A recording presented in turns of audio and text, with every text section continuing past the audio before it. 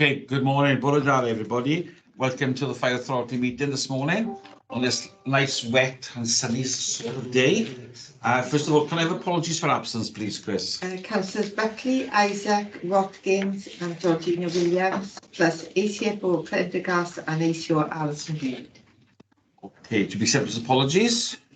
Yep. Okay, thank you. Declaration of interest. Members of the Fire and Rescue Authority reminded that a personal responsibility to declare both orally and in writing any personal or prejudicial interest in respect to matters contained in this agenda in accordance with the provisions of the Local Government Act 2000. The Fire and Rescue Authority standing orders and the members' codes. Everybody agree with that? And everybody got any declarations of interest?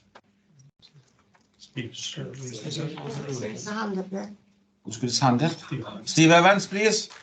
Yeah, just to say that when New Win is mentioned, I got an interest for that, and the Public Service Board scrutiny, which is mentioned in the report. Okay, thank you, Steve. Okay, nobody else? Okay. So we're going to the chair's announcements now. First of all, I'd like to start to see Maureen Powell this year because she's been in hospital, had an operation. So nice, Maureen. Glad you're okay.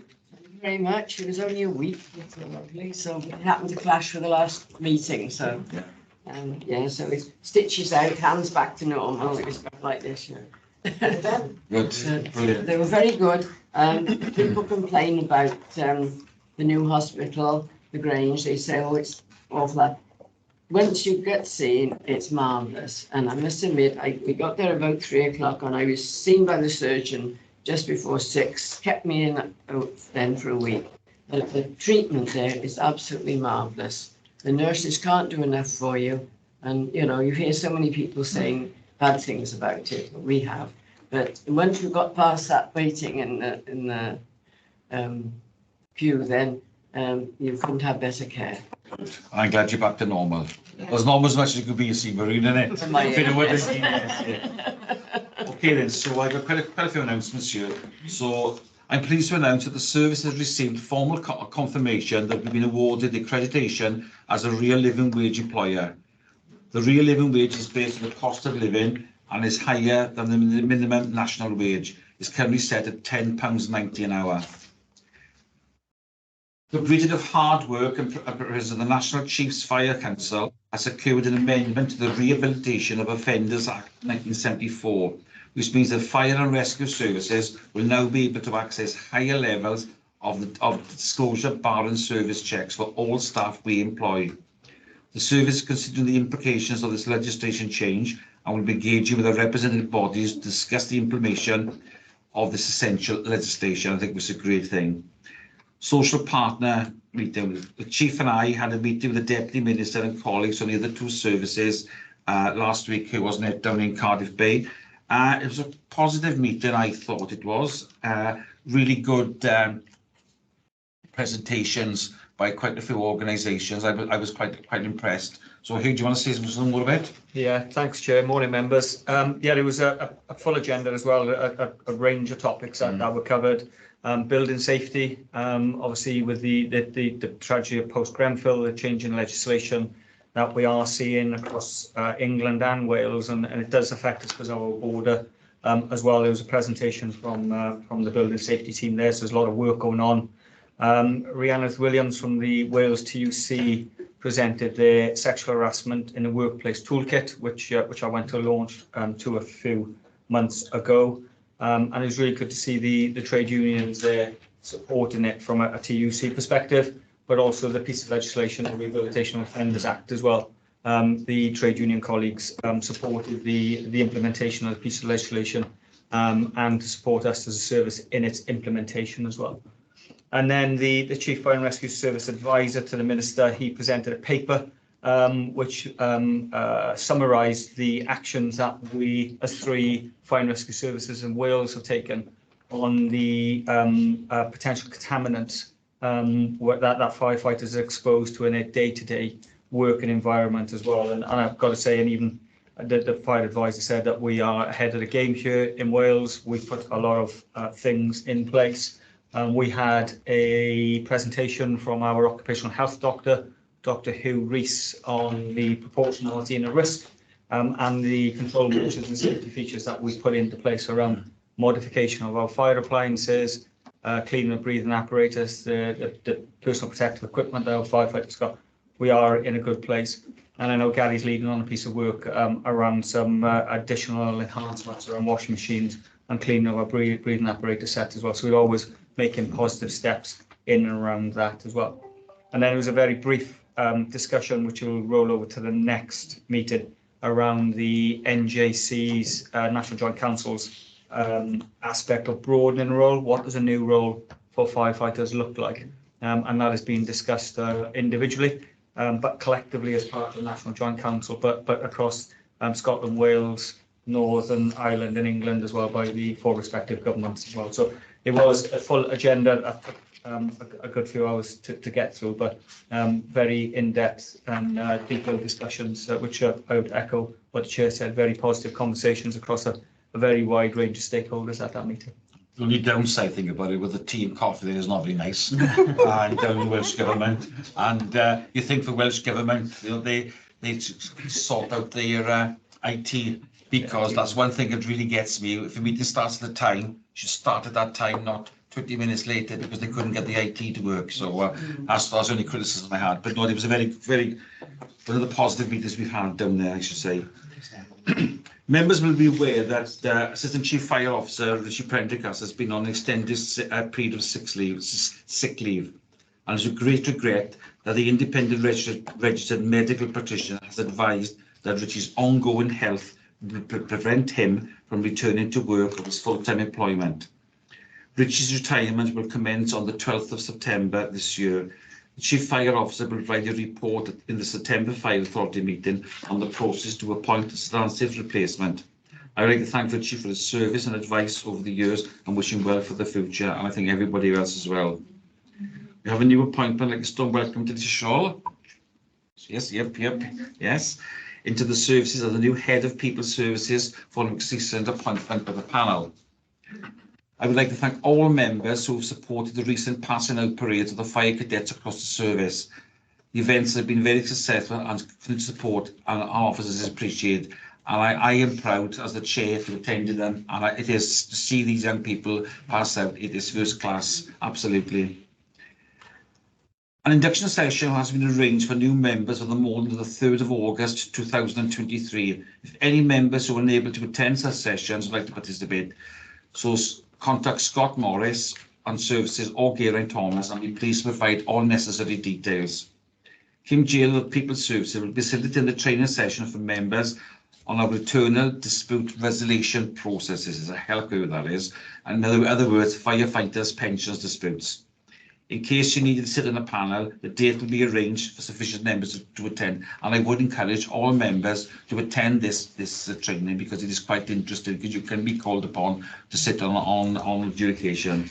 And finally, on a sad note, I'd like to pass my condolences as the Chair of South Wales Fire and Rescue and the Fire Authority to the 2 young firefighters who were killed over the weekend in Canada on fighting this huge wildfire. It's such a, I think one is 20 and one is 22 or something like that, I think, wasn't it? There's one in Italy as well. Yeah, and so I have one in Italy, but the Canadian ones I've been quite following. So yes, sad news. You know, people think we should put cold stuff on the hot stuff, but it's a dangerous job for everybody. Glyn? Yeah, Chairman, with your indulgence, can I ask the Chief, regard to Grenfell, when will the final report be out into the public domain, please?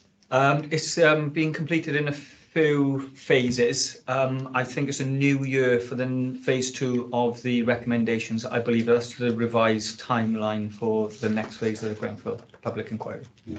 How do you feel about the local authority building control looking at buildings over 18 metres and it can't go to the approved inspector? Yeah, it's, I'll always know there's been a close liaison with building control when I've worked with the fire service. Do you think there's going to be a closer link? it'll have to be done on a collaborative model. So the building safety regulator for England will be the health and safety executive. The consultation that's out for Wales and discussions we're having with Welsh Government officials is the local authority, the building safety regulator. So there's a lot for us to move through, but we've not got to that position where the legislation is enacted at the moment. On that point, a big decision did take place about that here, didn't it, down in the Welsh Government, because the concerns we raised was that have we got enough of these people fill the vacancies, and There's no, well, exactly, and you know how long is the fixed term contract for? So they're going to come back to us in the next meeting with more information on that, because we really and Jane Gebby, who's the deputy leader of Gen Council, she was there, she was enforcing that as well, and she really put that forward, because Jane is there as the employers for negotiations for pay and everything. But yeah. can I make it also clear, I don't have to declare interest because I've retired from improved inspector work. But I was one of the original approved inspectors. I've retired for over 12 months. Yeah, I was waiting for that, Glenn. Some council homes have got an interest anyway without the declaration. Yes.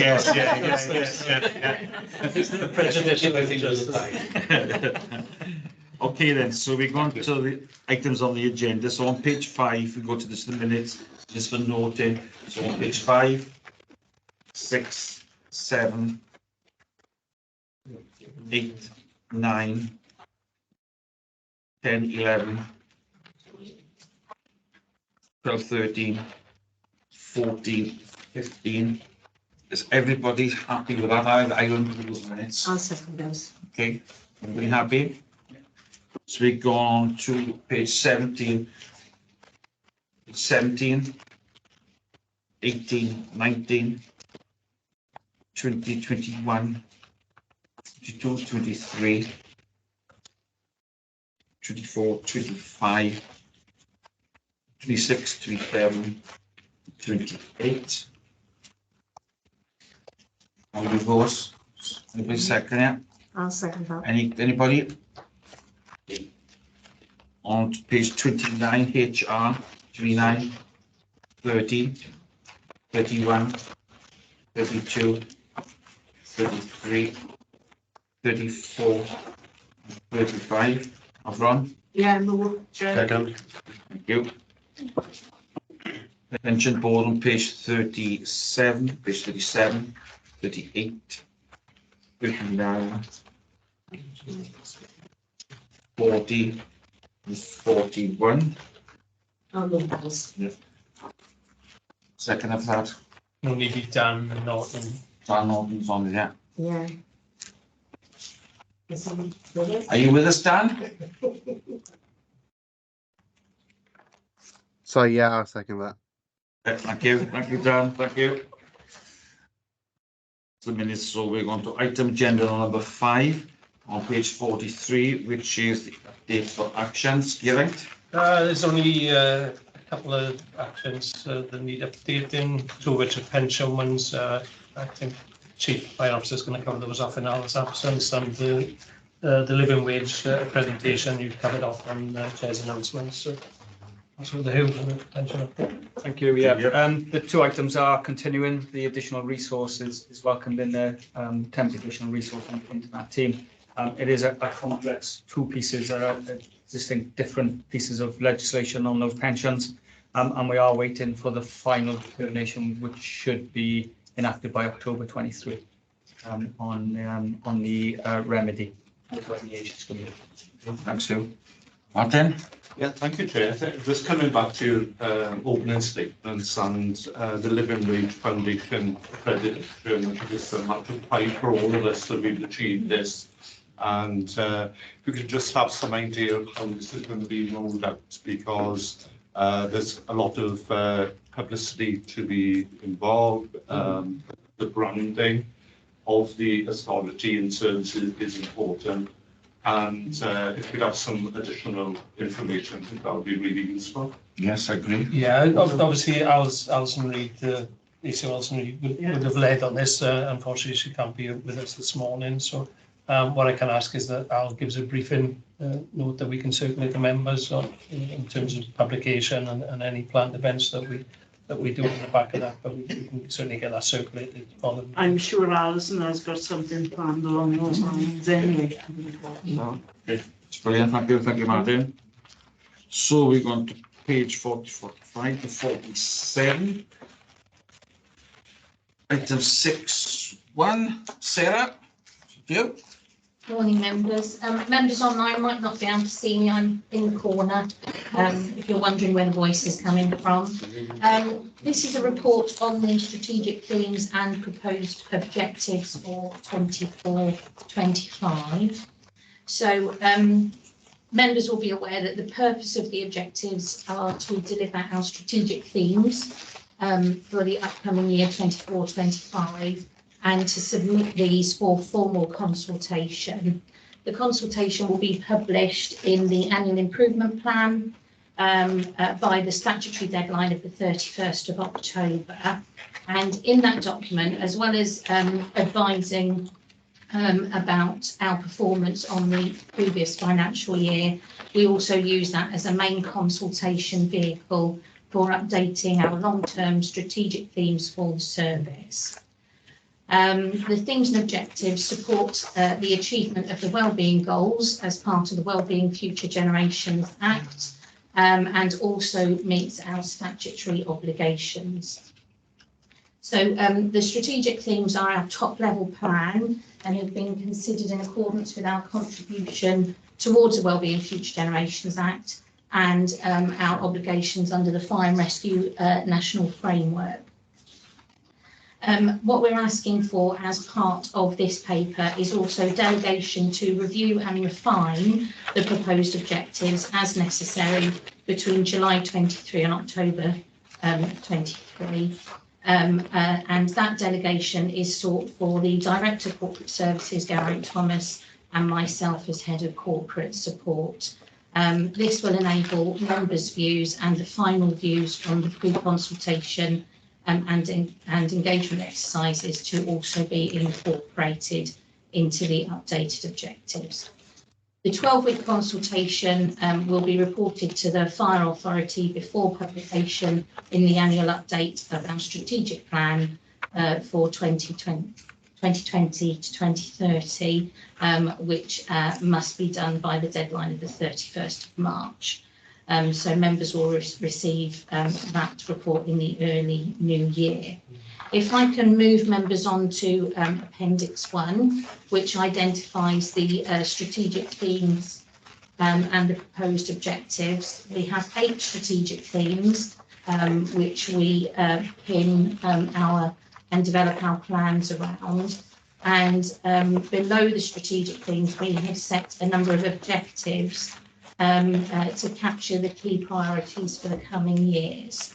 So if I can move members on to page 52, I won't read them out parrot fashion to you, but you can see under each of our 8 strategic themes the proposed objectives in which underpin and support those.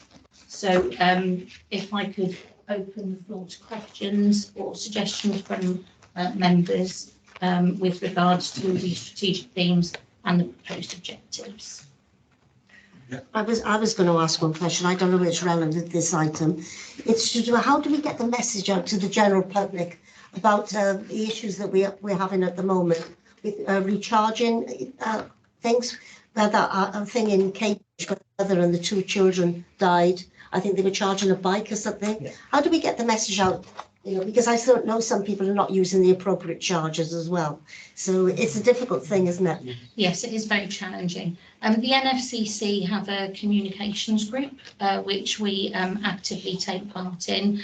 And when there are safety messages of the like around the UK, we engage in those campaigns and those platforms as well. So that's one of the things that we do. We also, if we identify issues on a more local basis, we do a lot of publicity on our social media, on our website in order to address that. Yeah, thank you. If I bring Kate in. I think it follows on very nicely, Chair. We talked at Scrutiny Committee back in February about just a slight alteration to fit with the legislative drivers to some of the themes. So specifically engaging and communicating, becoming involving and communicating, because that is the language of the legislative drivers. We've kind of moved forward now really towards involvement with communities, and I think that's how you actually address some of the issues that you're raising. So really I think it's just a reminder that can we use the language of involving and communicating, and then also a sustainability champion.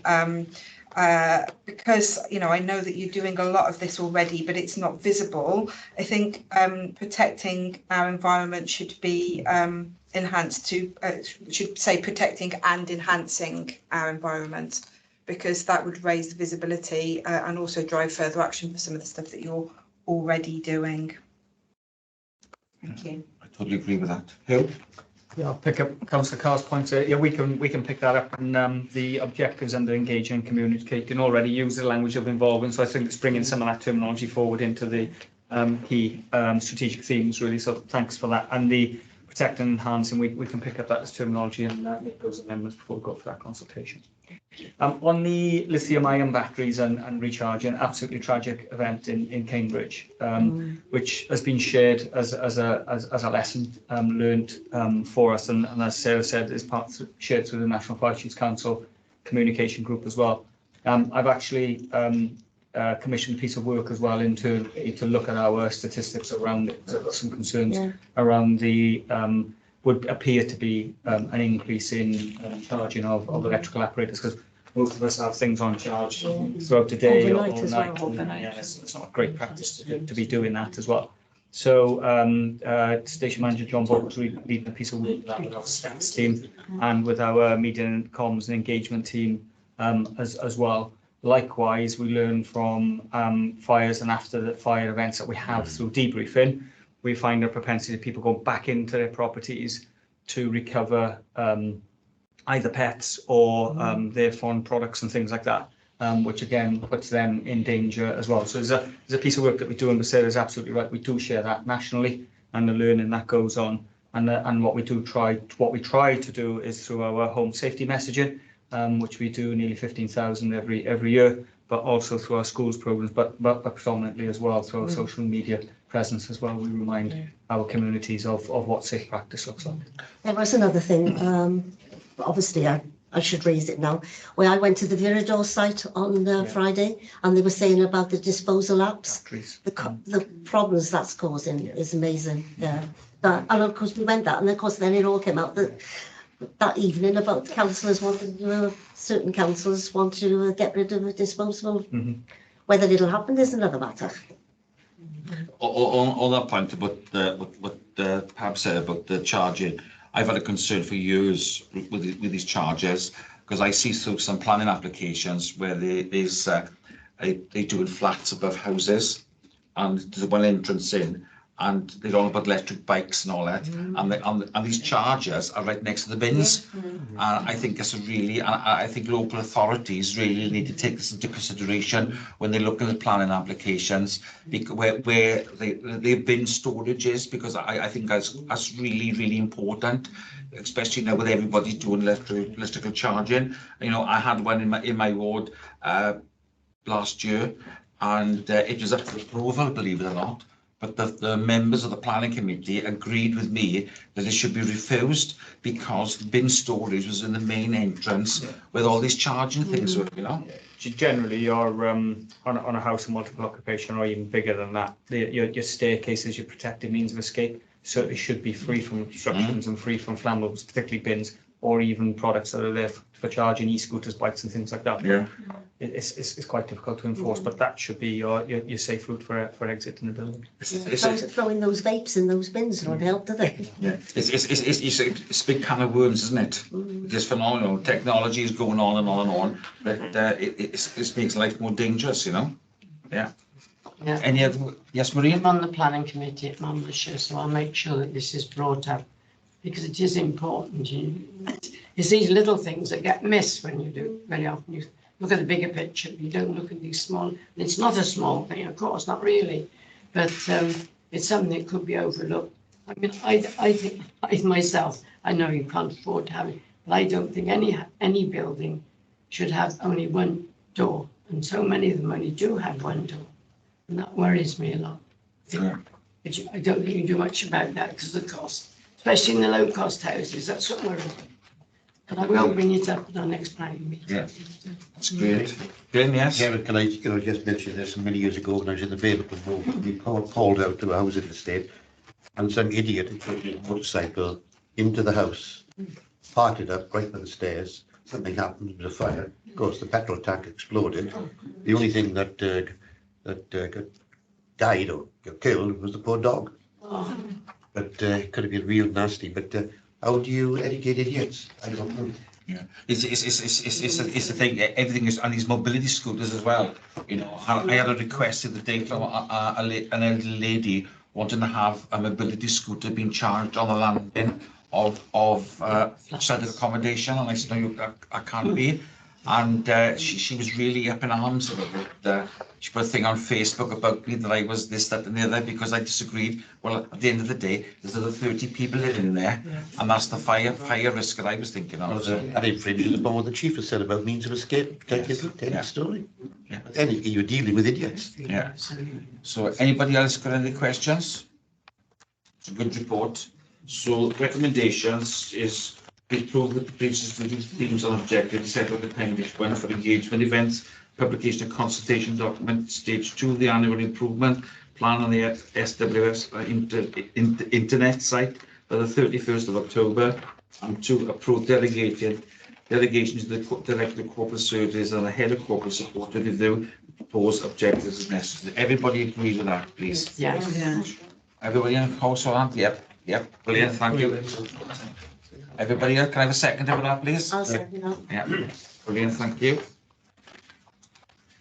So we go on to 71 on 6.2 on false alarms reduction. This is going to be quite an interesting one. So to Manager Steve.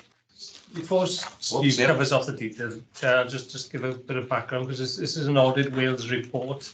Unfortunately, Audit Wales are unable to attend the meeting today. They had hoped to attend to present the report, but they're not available.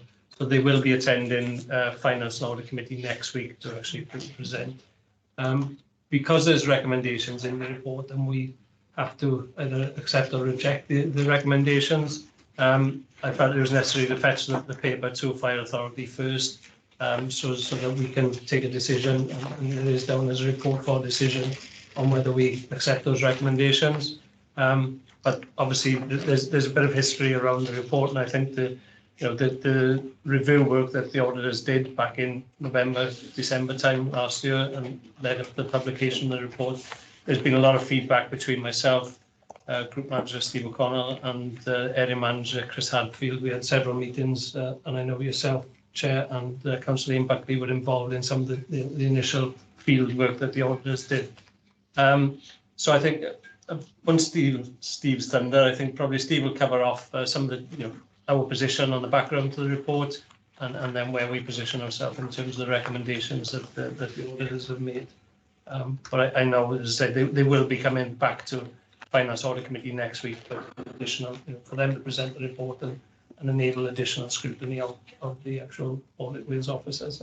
Yeah, I think Ian Buckley and myself were right grubbing off them, and so I'm glad Ian was there, because Ian had more experience of this as an ex-firefighter, so that was really one good thing that Ian was there. Steve, over to you.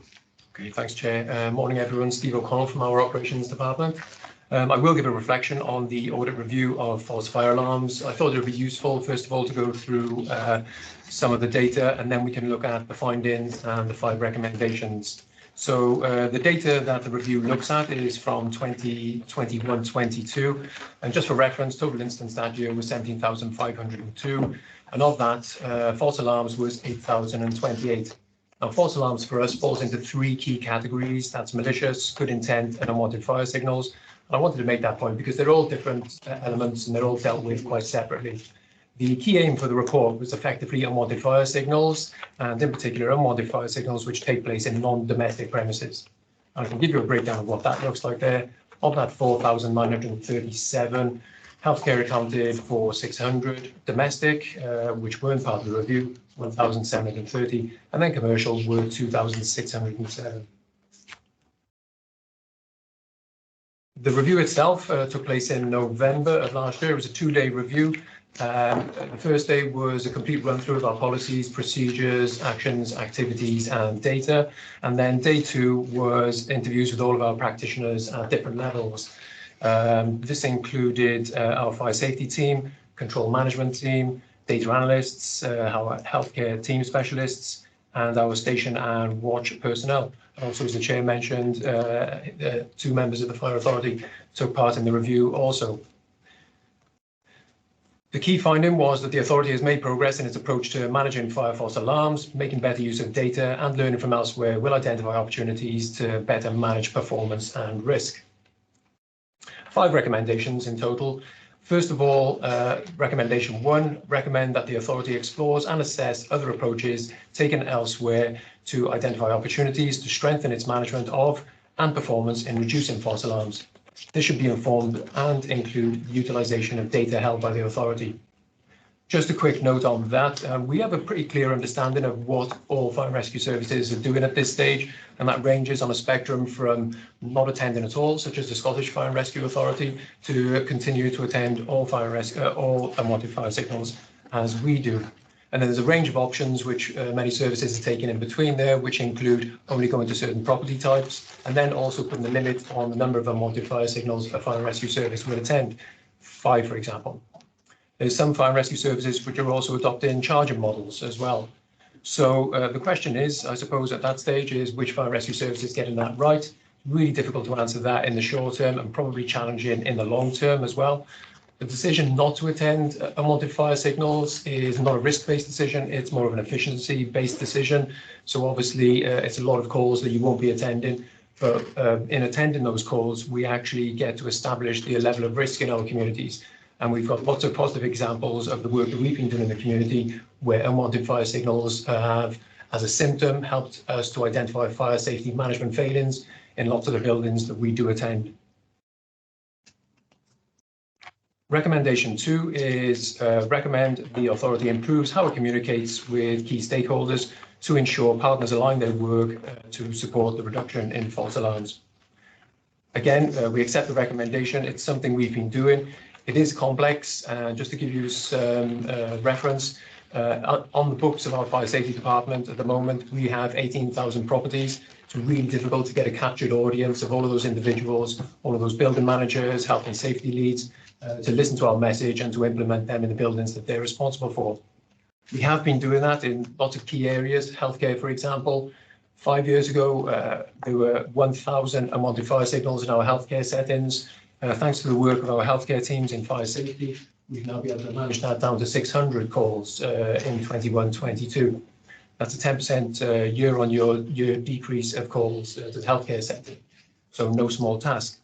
We've also got lots of positive examples from a station-based level about working with local housing associations such as Newport City Homes to reduce unwanted fire signals, but also to improve fire safety management standards within the residences for local occupants. We think we'll probably be more successful going forward to achieve this is to approach alarm receiving centres. They are ultimately responsible in processing the calls and forward them on to us. Going forward, what we will be doing is looking at how we can work closely with them to reduce the number of calls which they actually forward on to us. And some low-hanging fruit in that area is, for example, testing of systems and faulty systems, which accounts for around 20% of all calls which we receive.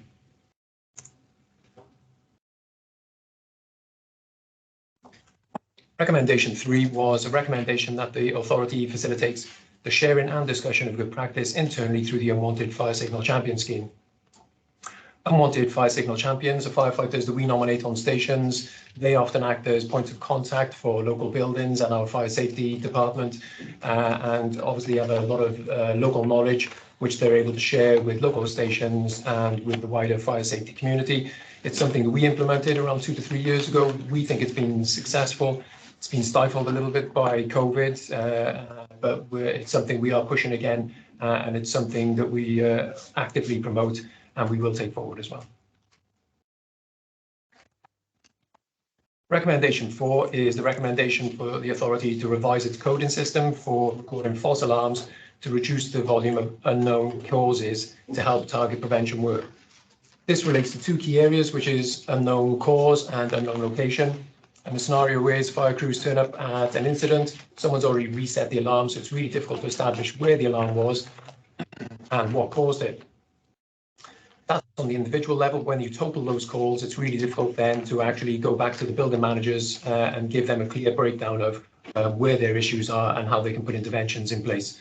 So it's something we've been working with the crews to make greater efforts when they're on scene to establish, and it's something we'll continue to promote as we go forward as well. Recommendation 5 is the recommendation that performance reporting on false alarms strengthened by aligning performance monitoring and reporting to the 4-stage policy approach, and providing a detailed commentary on the approaches taken and detailed trends over time to help members scrutinise activity. The 4-stage policy approach is an intervention we use, and that's based around a scaling intervention, which is 1, 5, 10 or 20 activations in a given year, and then we'll scale up our response accordingly. And then reporting against that is obviously what the desire is. It's something that we've been pushing hard to do. It's quite complex because there's so many buildings and there's so many different interventions, but it is something we can formalise going forward and report on. And the final point about commentary on approaches taken for detailed trends over time, that is something, again, we're going to work on. There's an abundance of data when it comes to unwanted fire signals, different property types, different causes, different times of day, and then there's seasonal activities as well. Packaging that up and so that it's not too confusing and actually gives users and readers what they need in an appropriate report is something we aim to do going forward as well. So on the whole, accept the recommendations on my behalf. Many of them we're working towards already, and most of them we've been working towards for the last few years also. Happy to take any questions. See Steve Evans. Yeah, thanks for the report. I read it a couple of times. What I'm annoyed about when I look at it, it's a very negative report against what we actually do it. Our service is well above some of the other services in responding to this. I mean, we've had a reduction in resources and capacity, you know, even financially. But when you look in the report, it's actually saying about the role of the firefighter. You know, are they looking to reduce us actually attending to alter the role in a future thing to help the health board? I mean, it contradicts itself in a lot of avenues. Could you comment on that? You happy if I come in, Chair? Yes, there we are. I think we, as a service, Steve, we accept the report and very much focusing on the recommendations. I think that's something we can focus on. It's something that actually ties in with where we are moving as a service. And as Steve has outlined, we fully intend to embed those recommendations into our work as we progress. I think some of the content of the report, I think as a service, rather than look at that, we're focusing on the recommendations, the positive way we can take this report forward. Anybody else? Chief, do you want to say If something? no one else was going to come in, I was just going to concur with what Dewi's saying. I think that some of the narrative isn't totally supportive of the data and trends analysis within there, but really my thanks is to Steve for his leadership in this area, because there's 50 fire and rescue services across the UK. There is not a common approach to automatic fire alarms. Now, we respond to an automatic fire alarm, but we might come away from an unwanted fire signal. And the two things are very, very different. So we don't attend an unwanted fire signal. We only determine that once we've already attended. So, you know, thanks to Steve and his working group and the leadership that Steve's had. I know recently Scottish Fire and Rescue Service have had a significant engagement campaign with their stakeholders to change their response model. We'll pick up that, we will learn from that, and we've got good contacts in Scotland to do that. My advice from where we are at the moment, yes, we lean towards the learning, but I don't think the built environment, as we have learned post-Grenfell, is now the time to really remove in what we've already got from our response mechanism as well. But absolutely lean towards the 5 recommendations that have been made. And I think we've got a structure with Steve's leadership as a service to embrace that and move forward with some recommendations to be reviewed and presented back in time as well. I totally agree with everything you said. Yes, it is a bit narrative, but yes, at the end of the day, I like to, you know, Steve is a remarkable work on this. There are 1 or 2 things I could criticise in it, but I won't go into detail on that. I think I'll leave that to the a finance and performance committee, so to really go with it. But yeah, thanks Steve for the hard work you do. You always put a good report in, and at the end of the day, this is what it is, isn't it? Yeah. So anybody else got any further questions? Nope. So the recommendation that members approve the responses to the recommendation set within the audit wheels report, appendix 2, to a report on the progress made by the Unwanted Fire Signals Working Group to present to the school committee in 6 months. Does everybody agree with that, please? Yes, Yes. Everybody happy? Second? Yep. yes, second that. Okay, thank you. Thank you, Steve. Steve, you don't have to stay for the rest of the meeting if you don't want to. Okay. You can go if you want to, you can go. If you want to stay, you're more than welcome to stay. We'll stay, Chair. Enjoying the warm welcome. Yes, by all means, yes, yeah. So we go on to page 163, 100 on page 105, Treorchy Fire and Rescue refurbishment. This is going to be taken by you, Geraint. Yeah, thank you, Chair. Members of the Finance Committee will be well aware that we've got a capital programme now that's embarking on schemes where we're looking to refurbish a number of our on-call duty fire stations. The first of which was Pontycummer, and I'll come on to that one later in the agenda. It's a strange way around, but this report does need a decision first. But Pontycummer, as work has started on that site, so the construction, and we're using that as a blueprint template for increasing space and capacity on our on-call stations for all the additional kit and equipment that they now carry, to be able to fulfil the full range of services that we provide to the communities that we serve.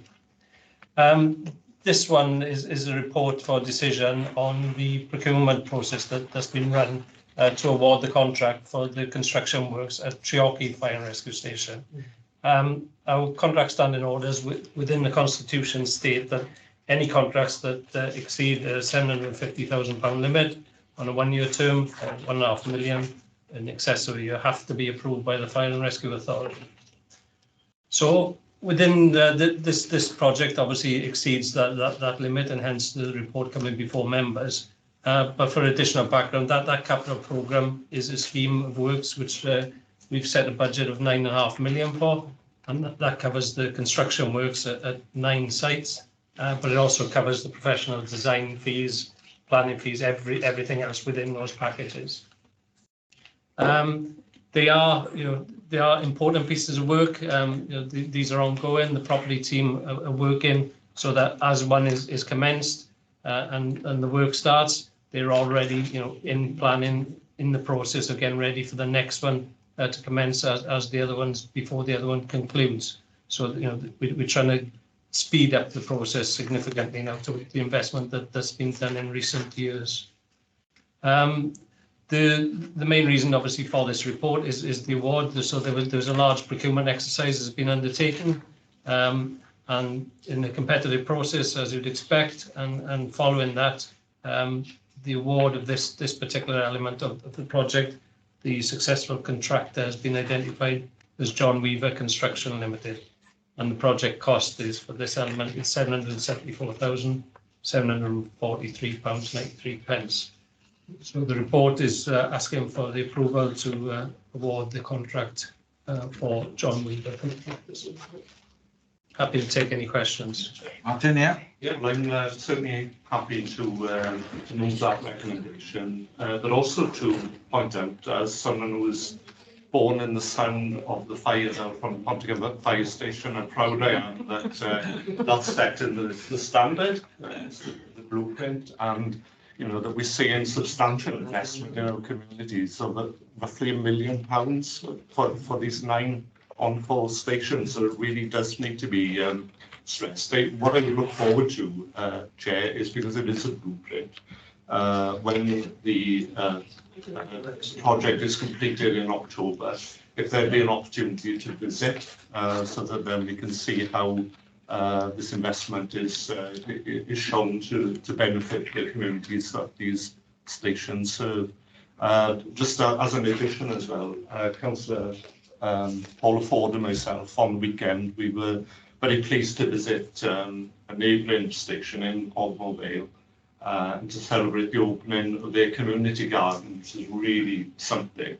If anybody does get the opportunity to go and see that, it's really remarkable what they've done.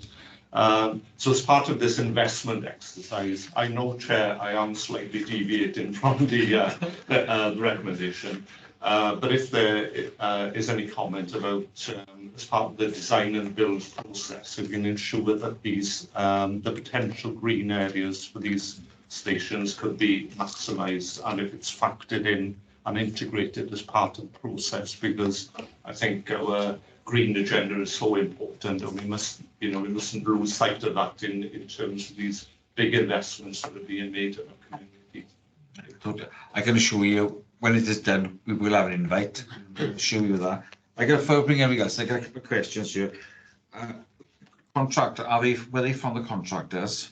Swansea based. Swansea based. I was just going to say for the local. I got local here, and I've been to Treorchy Fire Station on quite a few. Where exactly is it going to be done in Treorchy? I think I should drive in with a bit of land in the front beer in it. I've got all that bit at the back. So where's it? I could probably be easier if I can get plans of sort of layout plans and circulate it. Yeah, I think it'd be nice just to see what it's going to be like. Just, not all members will be familiar with the site. No. So perhaps it'd be easier if I circulate drawings on layout plans. I'll bring in Steve and I'll bring in everyone, yeah? Steve? Yeah, thanks, Chair. The only question I got, have we built in any margin for increasing any costs? Because as you know, everything we set a budget, but the increase in cost of buying, equipment or items goes up. So I'm just wondering if there's any margin for increases. Yes, Steve, within the actual contract award price itself, there's a variation sort of element built into that. So there will be within that contract price. So I mean, what the team do is try and, as they work through the project, try and reduce the cost down on that variation element if possible. It's not always the case, and like you said, sometimes we do go over that contract price. But that's naturally as things progress through the project, and should additional works be required, or sometimes we alter the specification to improve things on the advice of our design agents. That those type of decisions will be brought back and reported to the Finance Committee as and when the project is in progress. But I can assure you that there is a variation element built within that contract price.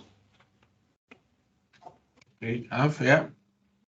How many stations are we going to look at to be overall? There's 9 within the current project that we're looking at for this type of contracts for all of them gone out? No. What we've done, we created a framework where we've got contractors identified on the framework, so that we won't have to run such a significant procurement process each time. So now we've got a sort of shortlisted list of contractors, so that we'll only go out to them to run a sort of shortened procurement process. So it'd be easier for us to be able to select it. But each time, if the costs exceed those levels, I'll either have to report it back to Fire Authority or use delegated powers to award the contract. So you've got a specific group then of companies that you would use all the time? Yes. Yeah. So as I say, we run a procurement. To other contractors around? We've run a procurement process to identify those contractors, so it's to create that framework. That's been done up in advance of these projects. But what if some contractors then outside could possibly be cheaper? But as I say, we wouldn't know because we've run that framework, they would have had an opportunity to bid to be part of that framework initially. But you still be put into those other companies, the other 7 stations then? No, it'll be an open competition to those on the framework. Right. Those on the procurement. That's standard procurement. I don't sit on finance, see. I was waiting for the next question. Is Gilbert go? It's on the list. Oh, it's on the list? Yeah. Oh, there we are. See, and this is the lady said, I think it's done in Gilbert. See. It's not by our authority. So I was waiting for the Gilbert, was it on the list? Yes, you can see you're really happy with that then, yeah. Anybody has any questions? Glenn? Yeah, thank you, Chairman. Yeah, I think in the contract cost of £774,000 plus, does that include all fees, you mentioned planning, you mentioned design, does that include the building regulation fees as well? No, they are all additional to They're all that's on the additional. this is just for the construction project. Has the contract been awarded to the lowest tender? It's not always the lowest. Not always the lowest, so it's not the cheapest, it's value for money. Yeah, right. Could I ask how many contractors tendered? I don't know that off the top of my head, but like I say, it's within the framework, so there'll be Yeah, there'll be a range, yeah. Okay, thanks. I want you, just a quick one. Are these companies allowed to subcontract out within their? There Because will we've had be- issue on. There will be elements you know, within the. And they've subcontracted out to some companies that are not very good. Yeah, there will be elements that they may subcontract out, but that will form part of the initial contract which has been signed off, so we will that's be fine. aware if they do plan to do that. Sorry fine. about that. And final, it will be local authority building control. Yeah. I think that's in the minutes that you had brought up many months ago, yeah. You're on the board, Councillor Holmes, yeah? Hugh? Rick Money? Councillor Hughes and Ford's appreciation really to say thanks for your time over the week at Ogmore Vale. Regrettably, I couldn't join you, but I know area manager Dean Loader did as well. And just to clarity as well, if it wasn't said to celebrate, it is the only fire and rescue service in Wales to be awarded the Keep Wales Tidy Covered in Green Flag Community Award. It is phenomenal. It is celebrate It that, is phenomenal. nugget as well. Yes. After today was a secret. Let the cat out of the bag. Made you openness and honesty. Yes, yeah. But no, I think if we could perhaps do can't call it an away day, but you know what I mean? We We'll could have a site we visit. could have a site visit of all members want to go down to see, because I've seen photographs of that station and it looks totally amazing. I'm really impressed with it, you know. I just did laugh about the green roof on Hirwaun Fire Station, because people say, "Are you going to get a goat to cut the roof?" But you know, it's all natural. It's just that. But yeah, if we could do that too, that'd be great. Yeah, we'll take that. So the recommendations are that the contract for the construction works at Treorchy Fire and Rescue Station be awarded to John Weaver Contractors. Everybody in agreement with that? Yes, Yeah. Okay, thank you ever so much for that one. On the agenda. 111, emergency use of delegated powers. You're right this year again? So, yeah, I'll come back to Pontycummer Station again on this one, Chair. Obviously, this is a report, it is for information because the powers have had to exercise delegated authority to award 2 contracts at the end of March and the beginning of April, because they both exceeded the limits which are set out within those contract standing orders, as mentioned in the last agenda item. So the Pontycummer element was the first one to go out, and obviously we'd run that procurement process, and we needed to get to enable the construction works to start. We needed to sign that contract off at the 3rd of April. So because we fell in between fire authority meetings, I used delegated powers to sign that one off, as I did with the renewal of our insurance providers.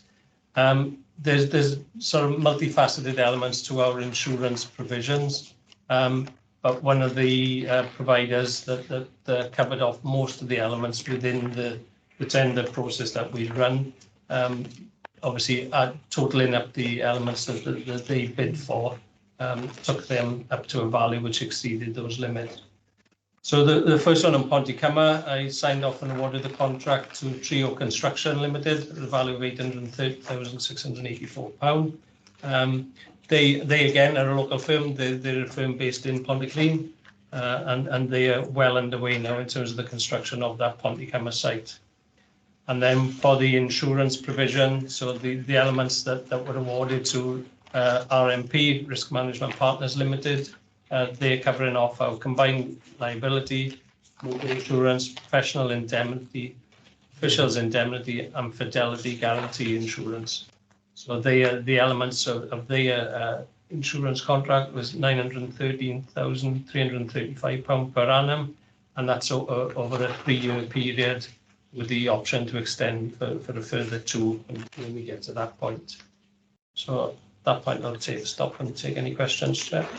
On that point, I'd just like to make the members aware, because Pontycummer Fire Station has been mentioned in the last one. I call couple of weeks ago of an anonymous person saying that the fire authority should do more about down in the Garrow Valley. Asked the person for his name and address, would not give it to me whatsoever. So I said, I don't take anonymous calls. If you want to say who you are, I can't get back. But I spoke to the chief. I spoke to Geraint. I think I much to do Martin tonight. So I just want to put on record that I did have this call. The gentleman hasn't contacted me back since. But if you're going to put a complaint in, say who you are, because I can't get back to nobody who's saying but I think a name or number, you know what I mean? I just wanted to say that, I think so, Chair. And to counter that, since you received that call, the crew at the Garrow Valley have been responding to wildfires on the mountain on numerous occasions. The community have been really appreciative and have actually raised funds to just to give a thank you to the members concerned. So I think the the respect and integrity of the service in the Garrow Valley is, this was beyond any question. Yeah, I just want to mention that, members. Yeah. Thanks. Yeah, I received an email from the leader's office back end of last week to arrange a site visit and meet the crews as well. So I'll liaise with the leader's office to arrange that as well for yourselves as Bridgend members as well. Yeah, and I can come here. But for clarity, some of our on-call stations, we do have some recruitment and retention issues that we work with the local community. Large incidents, we tend to try and use them as well as an opportunity for people to step forward and help their communities at this time as well. So we have a very active recruitment campaign through social media and other outlets as well across all of our on-call stations across South Wales as well. I thought it was a negative call I had of this. Well, good Chair, I have to say that in Gilbert, the crew there are outstanding. They really help out in the community for everything and anything. You can call on them and they're there first and foremost. Yeah. So, I must say what a wonderful set of boys that work there, Great, yeah. Our operational crews right across the service area, our firefighters are absolutely outstanding. Right across South Wales, I could be honest. Because I want to bring something up about crews afterwards on any of the business at the end of the meeting. So any other questions on that? So recommendation that the emergency delegated powers for the trio construction, they made the risk management. Everybody's happy with that? Yep. Okay, thank you so much. And 115. Hugh? Yeah, Mr. Arena. Thanks, Chair. Paper for information for members. It's hard to believe that it was over 6 years ago that the tragedy of the Manchester Arena, which took place on the 22nd of May with a suicide bomber at the end of the Ariana Grande concert. Tragically, 22 people lost their lives and 250 people were injured. There was an interim report which was led by Sir Bob Kerslake that was looking at the preparedness and the emergency response, which was published in 2017. And then in October 2019, the Home Secretary announced an independent public inquiry, which is being led by Sir John Saunders, which then commenced on September 2020. There's the volume 2 of the Manchester Arena Public Inquiry has got 149 recommendations in there, and at paragraph 1.6, members can see that how those recommendations impact the Fire and Rescue Service and other responding organisations as well. So we set up a task and finish group to review the Manchester Arena Public Inquiry, as we did with the Kerslake report as well. The learning tends to centre around command training, the effectiveness of our command and control structure, the skills, knowledge and experience of commanders and personnel at a major incident, and what is now classed as the care gap, where around first aid and trauma training as well for responders. Paragraph 1.8, when we look at those 149 recommendations, and some of those are monitored recommendations, so we do contribute to the National Fire Chiefs Council feedback into governments on the monitored recommendations. But looking at the 149 recommendations, there's 25 key areas which are specific to us. We've done a risk assessment on them. 13 are green, 10 are amber, and 2 are red. The task and finish group is looking at those. We will have those resolved by the spring of next year as well. Throughout the back end of the report then, at paragraph 2.1 and 2.2, you can see that there's been different arrangements that have been put in place with London and Greater Manchester following trade union engagement. And then there's some small costs that may be attributable to closing out the recommendations for us, which relate generally to the care gap and some of the kit and equipment that we look to enhance that we've already covered. So really it's a positive report in the fact that the gap analysis that we've done is positive, and as a service I can assure members that we're in a good place should anything like this happen, which hopefully I'm happy to take. Dan? Yeah, thank you, Chair, thank you for the report, Hugh.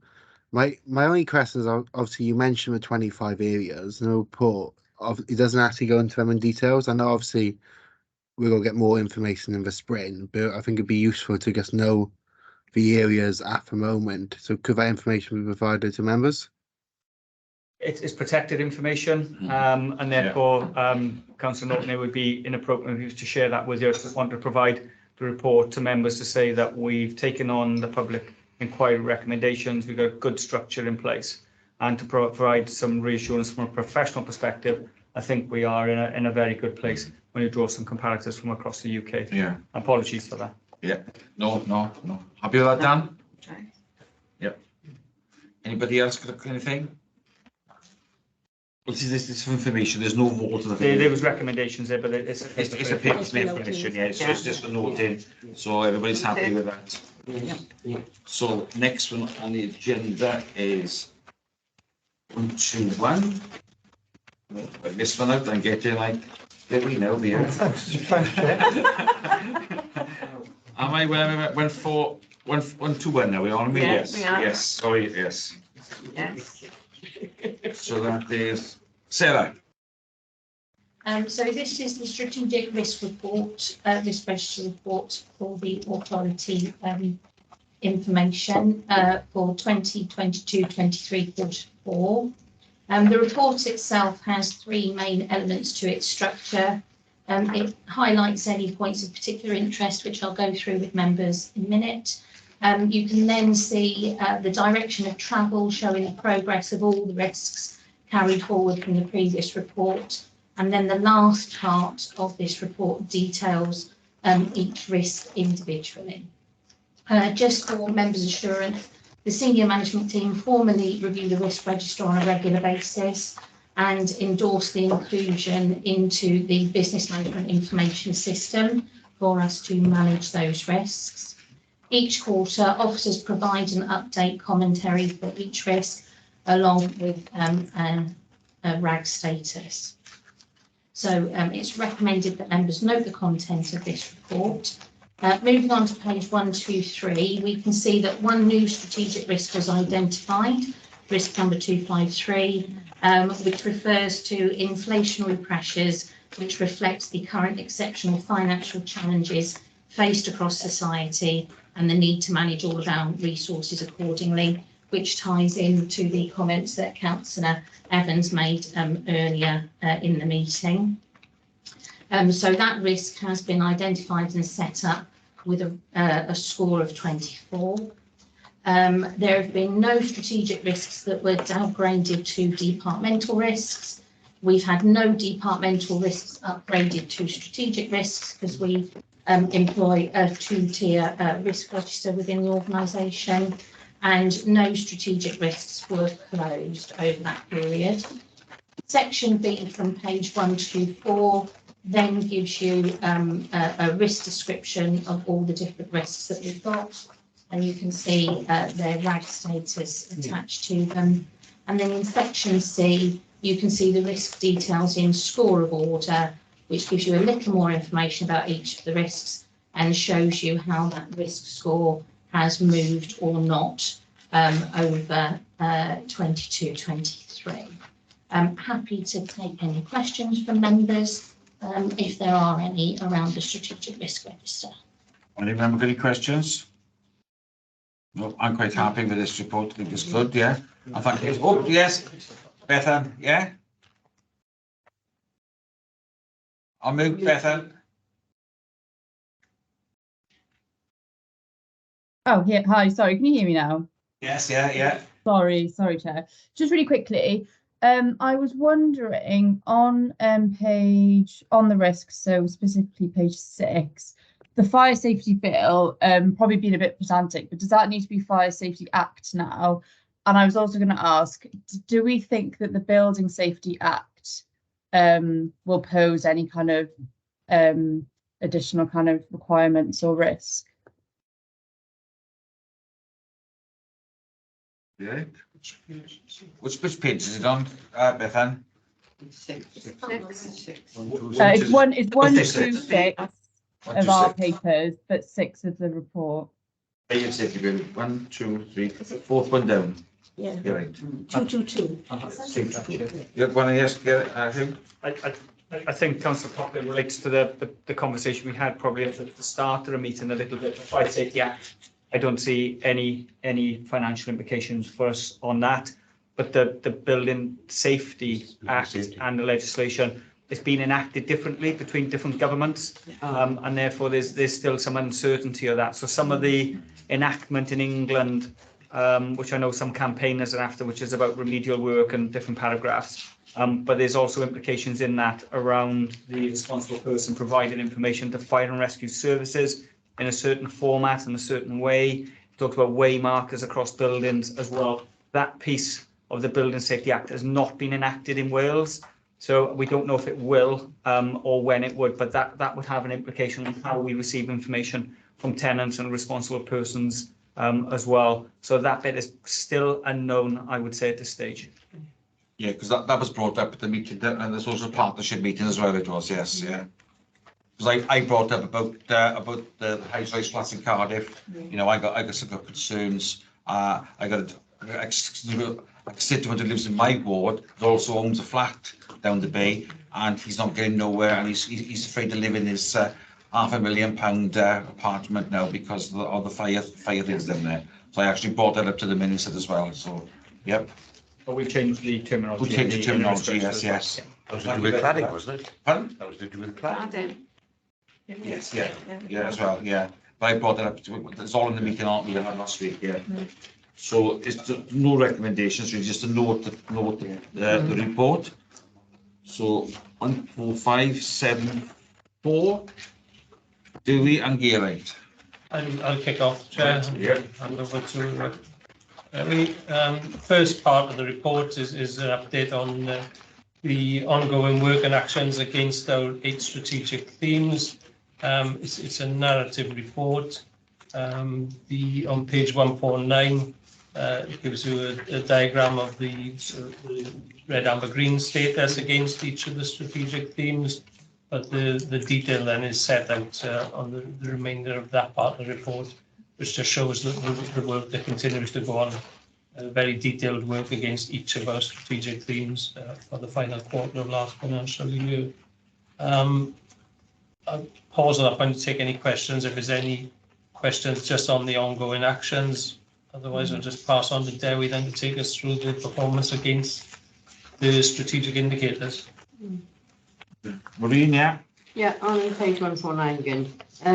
I see under red, you've got work there where most of them are notes, but you've got working with our partners, has got one, and valuing our people.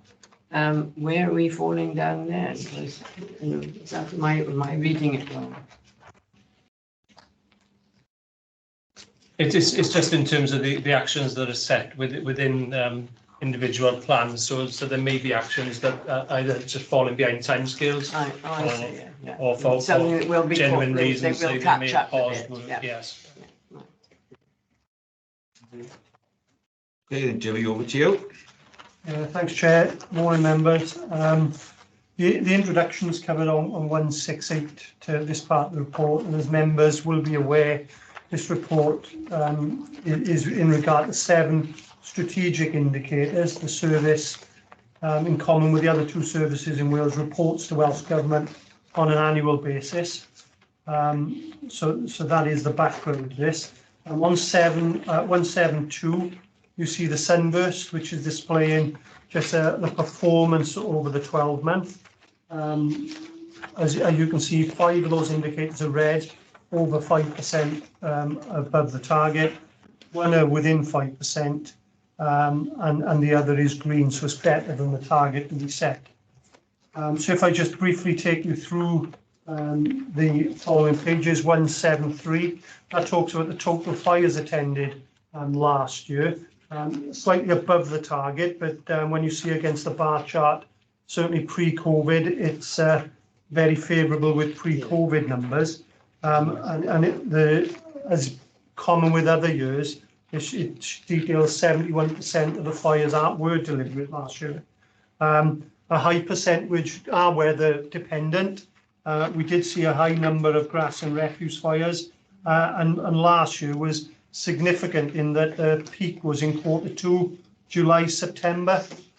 So we did see a high number of grass and refuse, and it was weather related as well. When you go to 174, it talks about the total false alarms attended. Again, a higher number, but as Steve has outlined, it's something as a service.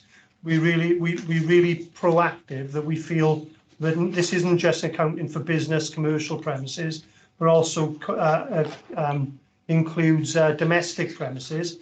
We believe it's really important for the service and our fire officers to attend these false alarms, to give advice, and I'm just relating it to the previous conversation in relating to vehicles, so electric vehicles, scooters, mobility scooters, being charged in public areas within houses and flats of multiple occupancy. When we go to these incidents where we see there is bad practice, that is the very reason we go in there. When we see bad practice, we can give advice and take preventative action.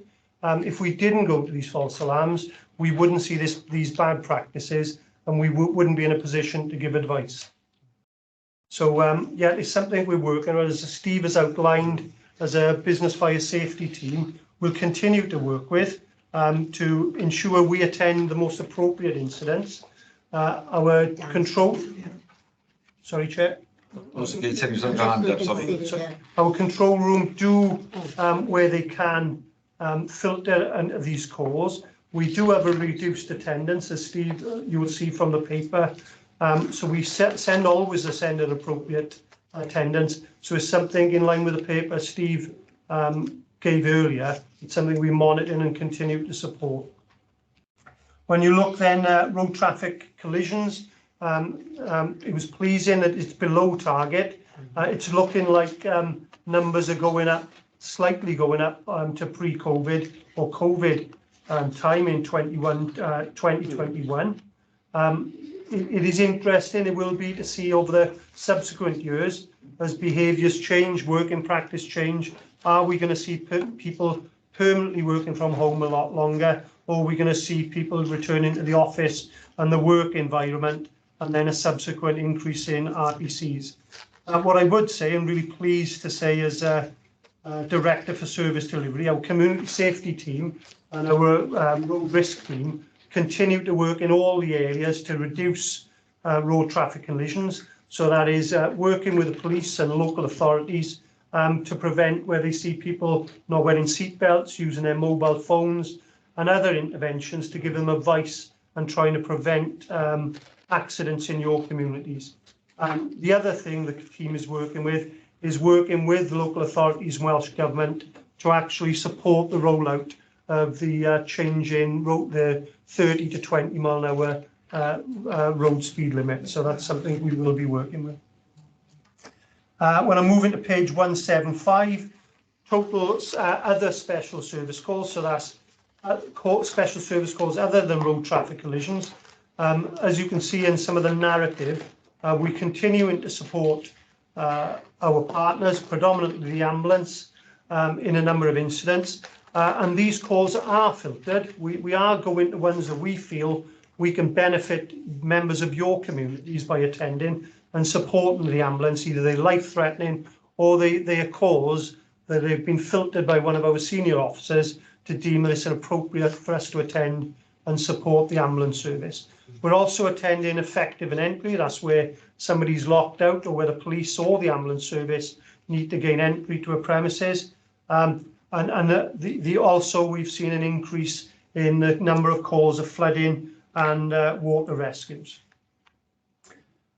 Total fatalities and injuries. As you can see, the total fatalities and injuries has risen slightly, and it is above the target. But when you look at it against a 6-year comparison, it is within, I would say, the range that we would expect. However, when you look at the target, it was quite an ambitious target compared to those of previous years. Total accidental fatalities and injuries. Accidental injuries and fatalities, again, it is very similar to the previous year. Quite a reaching target, far-reaching target, but we just missed that target. And finally, percentage of dwelling fires. Unfortunately, the scaling on this doesn't give it justice, but it does look like we've missed it a lot. But we're 81% as compared to 85%, and that is the range where we've been. That is the lowest we've been over the 6 years, and the best we've been is 84%. However, this is something I have had the team look at, and we are going to identify and look more closely this year to identify the premises that has not been confined to the room of origin, and identifying where smoke alarms fitted, where working smoke alarms fitted, to support our campaigns in relation to home safety checks and our media campaigns to actually reduce incidents of dwelling fires. And then when you move on from 177 on, each of you have a copy of your local authority data and analysis for you to share with your members within your respective local authorities. These should be circulated to you after the meeting, and if you have any queries, please make contact either with myself or the group manager within your local area, who can discuss the preventative work that's happening specific to your area and your station areas. Dan, you had your hand up. It's down now. Do you want to still speak? It's been answered. Right, okay, right. The question I got for you, Julie, I don't know if this is relevant to this report. We've had an ongoing mountain fire in Cwm Bach. It's on Natural Resources, Wales land. A lot of people have been commenting on it that the council should put the fire out, and where are the firefighters? And I've been trying to explain to people that it's the peat, because the fire is built on mountain and the fire just going down and down and down. A lot of criticism they've been going on, and I've been really battling our corner on this one. Natural Resources did put a helicopter out a fortnight ago and spent 2 days. I don't know how much that must have cost a fortune to do that one. But there's one particular gentleman who lives in Cwm Bach who keeping on saying, well, where are the firemen? And I keep on trying to say, they're not firemen, they're firefighters. And no, they're firemen, no, they're firefighters. He's keeping on and on and on and on about, and I'm just frustrated, you know, if something like this is happening to do with this, where it's out of our control, where do we go on it? Because, yes, I know for a fact that our firefighters were up there, because we've been in Aberdeen Station on that Friday, and they were taking how they saved all these wild animals. They were showing us the photographs of them, you know. But it's quite frustrating when Natural Resources are not putting out nothing, and when they can see that people are saying this is, you know, where's the council? Why the council out there putting the fire out? And where's the firemen? I really got my rag up, and I need people saying firemen, you know. Yeah, what I could say about Natural Resources, we really do work closely with Natural Resources Wales, and in fact they fund the helicopter that we use. They're funding not just only for this service, but for the whole of Wales. So the helicopter that does come into service area is used on that fire you've explained. Actually, is financed by Natural Resources Wales. We work with them closely on their land. We may have, we've actually a fire officer seconded to Natural Resources Wales to enhance the way we work together and to actually advise them and bring some learning back to service. So I would say from a working point of view at these incidents and pre-planning and after the recovery phase of that, we work really well with Natural Resources Wales. And I said particularly how they finance the helicopter for the whole of Wales. In relation to specifics about firefighters, sometimes there's very little. If it's gone deep in the in the ground, sometimes it's a case of we'll have to keep a watching brief on some of the fires. But generally, where we can, well, not generally, where we can make a difference, we are on the fire ground working either our crews using the specialist equipment that we purchase through the support of the fire authority, or using a helicopter. We will use the most appropriate techniques to extinguish the fires.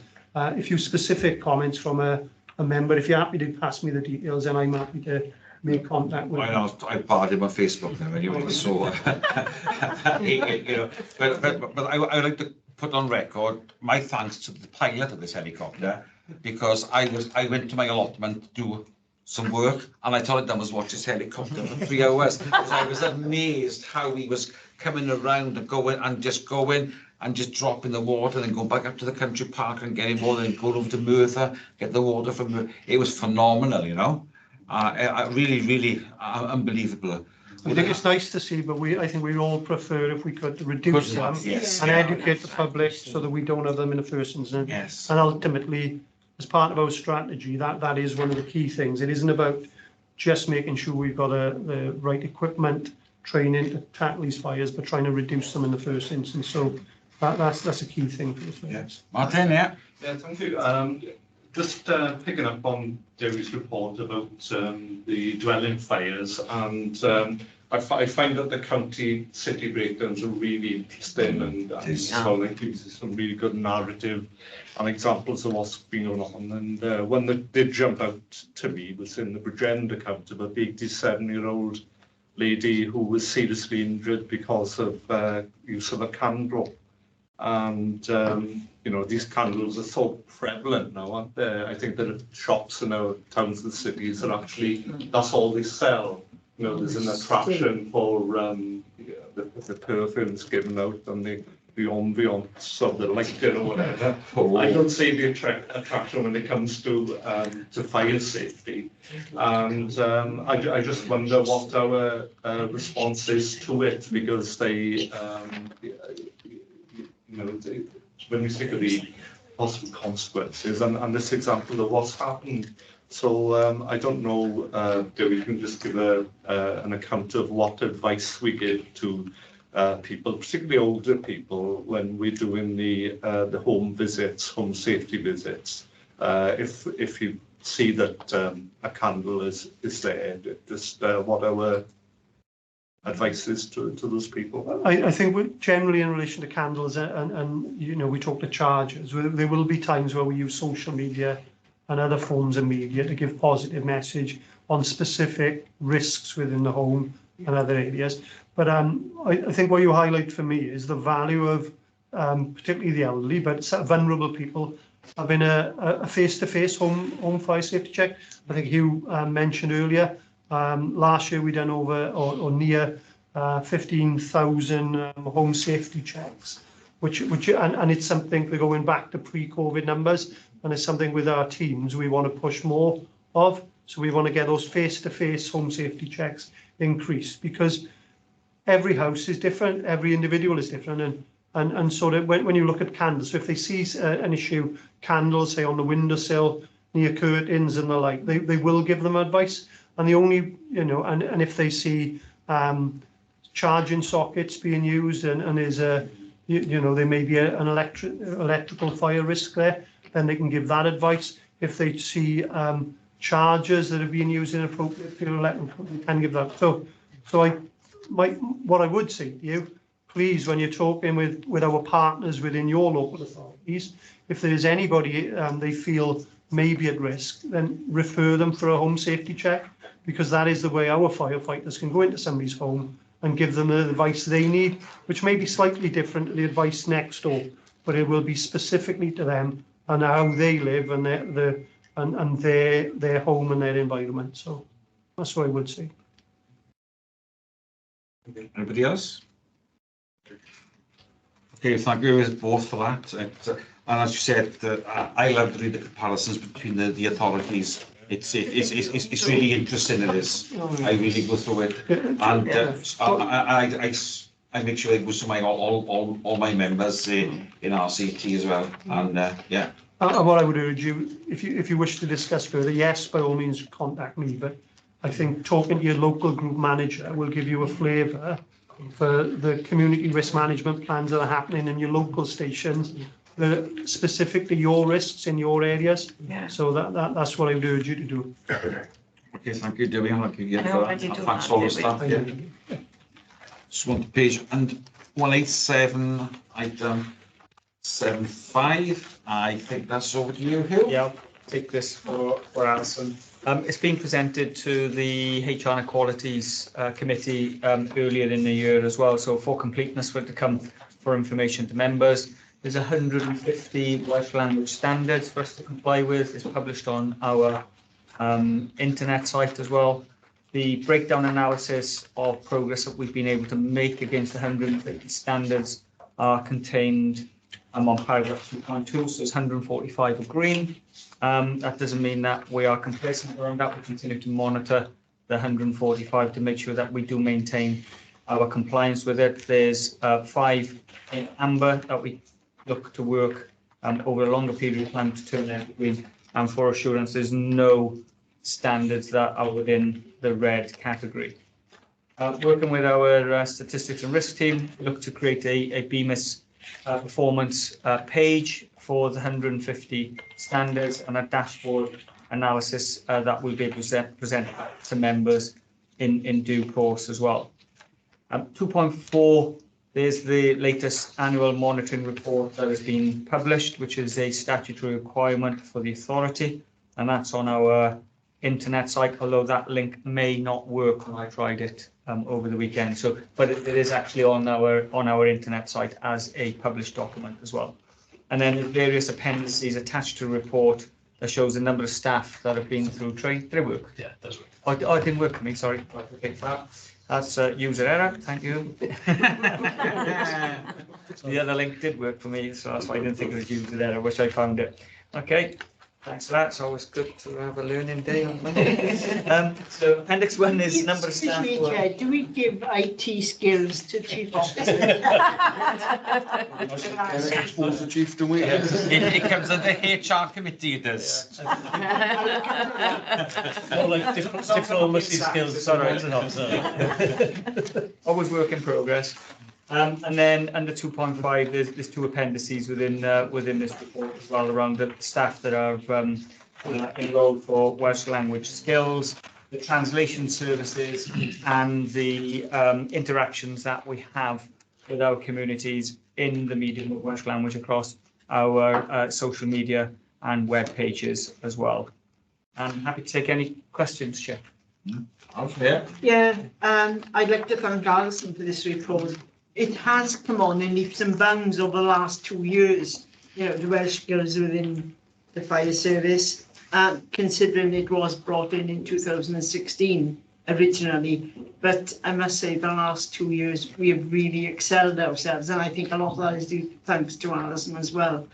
And yes, everything's looking very positive on that front. Yeah, good. Yeah. I think I'll feed that back to Alison and the team as well. And I think Alison's doing a restructure within our HR team to make this a priority, as elevated from where we were with our initial compliance report to where we are today. That's right, which I know, like I said, the 145, which are great, not complacent. We continue to monitor and review them with the resources that we have. Okay, thank you. Yeah, Martin, what I was going to suggest is at the AGM we appoint a number of member champions for the subject areas.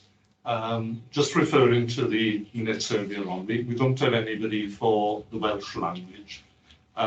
Just to put the idea out there, is there an opportunity perhaps for a member of the authority who probably well speaking to fill that role. If the committee decide to appoint, but it's just flagging it at the moment. Yes, I'm quite happy with that. Yes. I can certainly put something out to our members, asking members if there's anyone particularly interested in taking up the role of Welsh language champion and working. Because obviously we within Lisa's team now we've got an identified officer who works on this specifically. So yeah, we can work closely then with the individual officer and be supporting the development of this area across the service. That's great. Was it volunteering, Mark? No, but I know a member who can speak fluently Welsh language. Oh, right. Not present today. You what? What do you say, Martin? What? No, I was going to say I'll fill Geraint in later. Right, okay, yeah. I think I know what you're thinking of that. Yeah.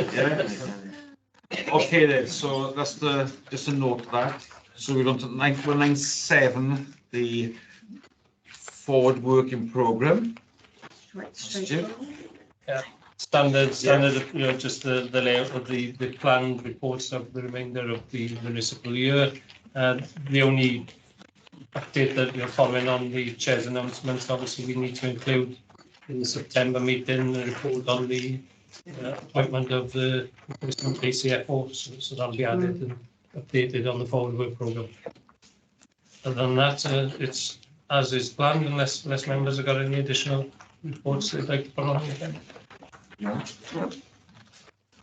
On 2.3, item 8, consider urgent items. They're not urgent, but I will bring up 2 items if possible. Could we have an update to all stations with the new membership list? Yeah, I noticed that in Aberdeen when we were there that Friday. You're right. Yeah. I think that's a must. That's a must.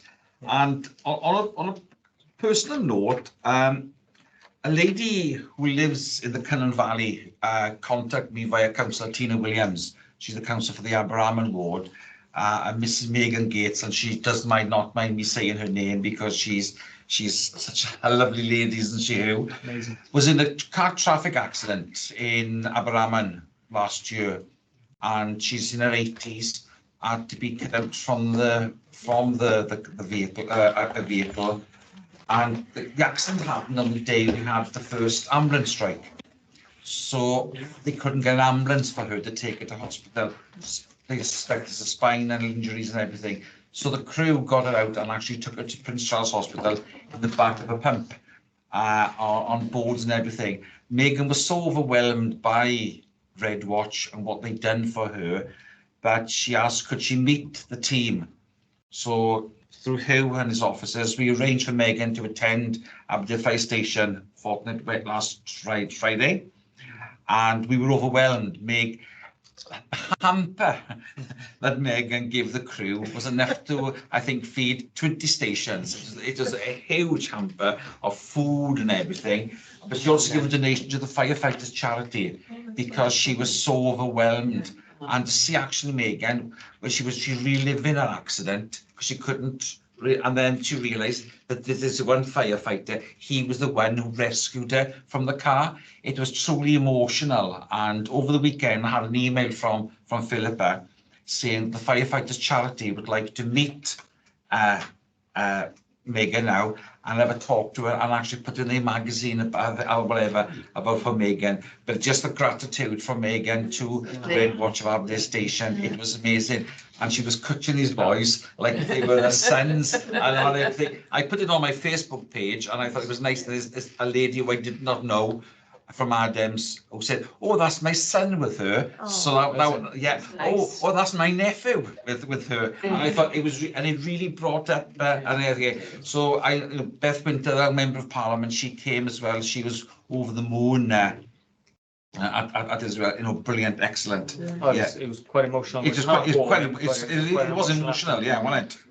Nice to have some good news, isn't it? It is. She was trapped for an hour and a half in our vehicle, and that spent that time in the vehicle with her and held her hand, and it was a very emotional afternoon to see that reunion, and even the crew found it emotional as well. But to have the the thought really, because, you know, it has been life-changing for her. with From- the injuries that yeah. she sustained. From an able-bodied lady Yeah. who used to work in the local butchers, and I mean, would run around the town, is now on 2 sticks, who can hardly walk. It didn't Just to have that presence of mind to come back and thank her rescuers, you know, and Nice. and to recognise, you know, their contribution to the firefighters charity as well.